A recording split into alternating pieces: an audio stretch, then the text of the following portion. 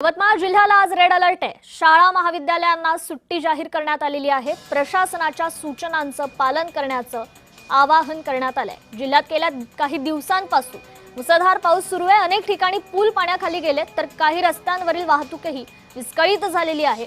हवामान विभागाने शुक्रवारसाठीही अतिवृष्टीचा रेड अलर्ट दिलाय। विद्यार्थ्यांच्या सुरक्षिततेच्या दृष्टीने हा निर्णय घेण्यात आलेला आहे। जिल्हा प्रशासनाने नागरिकांना अत्यावश्यक कामाशिवाय घराबाहेर न पडण्याचं तसेच नदी नाल्यांपासून दूर राहण्याचं आणि अफवांवर विश्वास न ठेवता प्रशासनाच्या सूचनांचं पालन करण्याचं आवाहन केलेलं आहे।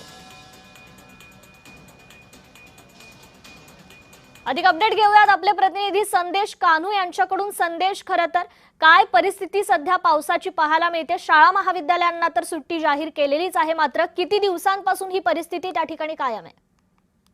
निश्चितच काल आणि आज यवतमाळ जिल्ह्याला जे आहे ते हवामान खात्याने रेड अलर्ट जाहीर केला होता आणि त्याच पार्श्वभूमीवर जिल्हाधिकारी विकास मीना यांनी आज 31 जुलै रोजी शाळा महाविद्यालय जे आहे त्यांना सुट्टी जाहीर करण्यात आलेली आहे।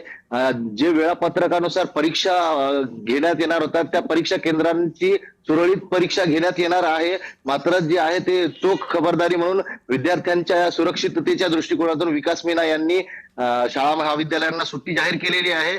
जिल्ह्यात एकूण 372.8 मिमी पावसाची नोंद झालेली आहे, मात्र ही अपुरी आहे।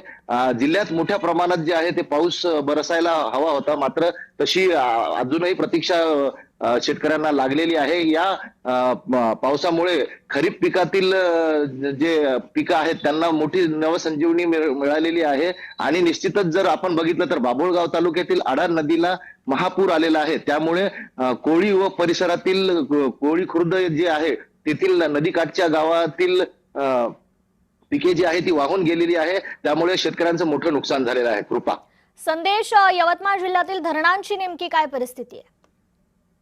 निश्चितच धरणांमध्ये मोठ्या प्रमाणात जे आहे ते साठा वाढायला सध्या सुरुवात झालेली आहे। मृग नक्षत्रात जे होते ते फारसा प्रमाणात पाऊस न झाल्यामुळे अद्यापपर्यंत जे पाणी पातळी आहे ती मोठ्या प्रमाणात वाढलेली नसली तरी समाधानकारक जे पाऊस आहे ते जिल्ह्यामध्ये बरसताना आपल्याला दिसत आहे।